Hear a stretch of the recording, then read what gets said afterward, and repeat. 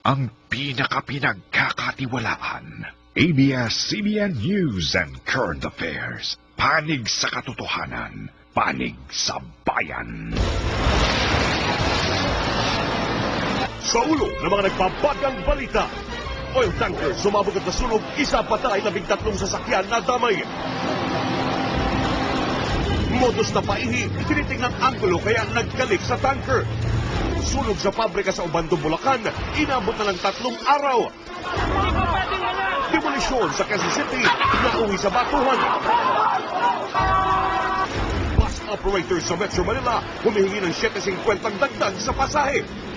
Ay de las Alas, nagsampa ng reklamo sa Justice Department laban sa mga tauhan ng convenience store na nambugbog umano sa kanyang anak. TV phone na gawa sa China at Korea, sinamsam ng National Telecommunications Commission sa mall sa Quiapo.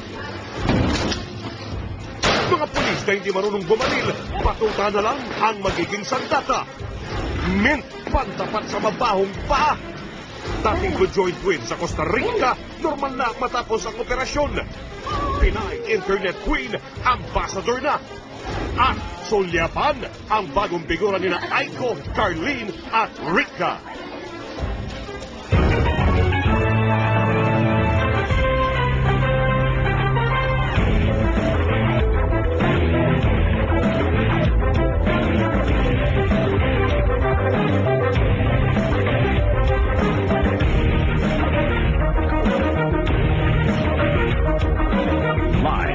Mula sa ABS-CBN News Center, Manila, ito ang TV Patrol World!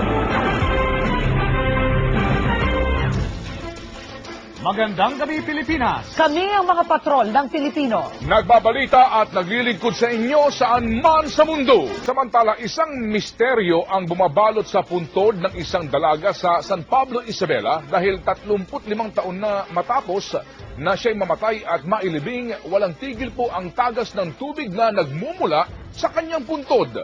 Exclusive nagpapatrol, Mark Logan. Ito ang maliit na simenteryo sa Barangay San Jose, San Pablo, Isabela. 500 kilometro ang layo sa Metro Manila. Bukod sa higanting punong ito ng akasya, dinarayo ng mga tao ang puntod na ito. Babaeng